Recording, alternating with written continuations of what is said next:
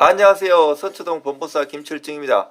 오늘은 형사항소 이유수에 대해서 알아보도록 하겠습니다. 형사 1심 판결에 불복해서 피고인이 항소를 하게 되면 사건은 2심인 항소심 재판부로 넘어가는데요. 1심에서 원하는 결과가 나오면 좋겠지만 그렇지 않은 경우 인신이 구속되는 형사재판의 특성상 피고인은 항소를 제기할 수밖에 없는데요. 항소심이 시작되면 1심과 마찬가지로 피고인은 유문죄의 성립 여부, 양형부당에 대해서 다퉈요.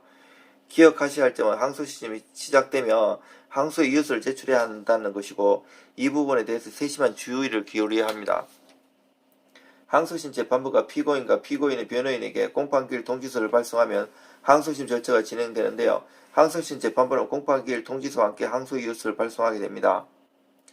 항소 이유서의 기재는 제출 기한은 불변 기한으로 이를 준수하지 않으면 새로운 주장을 펼쳐볼 기회도 갖지 못하고 그대로 항소 기각됩니다. 그렇기 때문에 많은 주의를 기울여야 되는데요.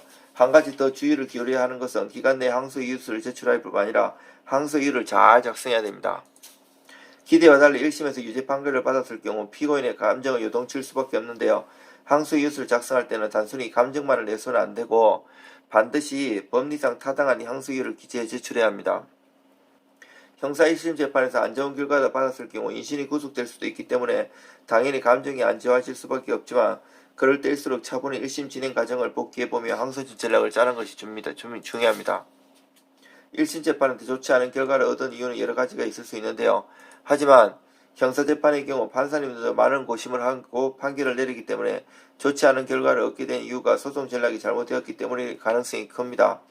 동일한 건으로 이미 집행유예를 받은 사실이 있음에도 불구하고 무리하게 무죄 주장을 하면 실형이 될 수도 있습니다.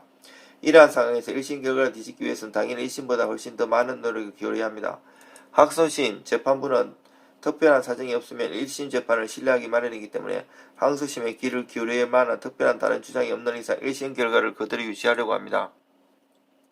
그렇기 때문에 항소심 재판은 1심 재판보다 훨씬 더 빠르게 진행이 됩니다.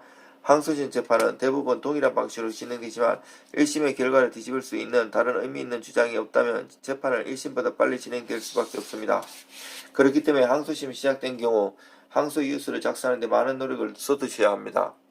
단순히 억울하다는 주장은 재판부가 살펴보지도 않을 확률이 높기 때문에 항소심 재판부의 이목을 끌만한 주장으로 항소 이유서를 구성하셔야 합니다.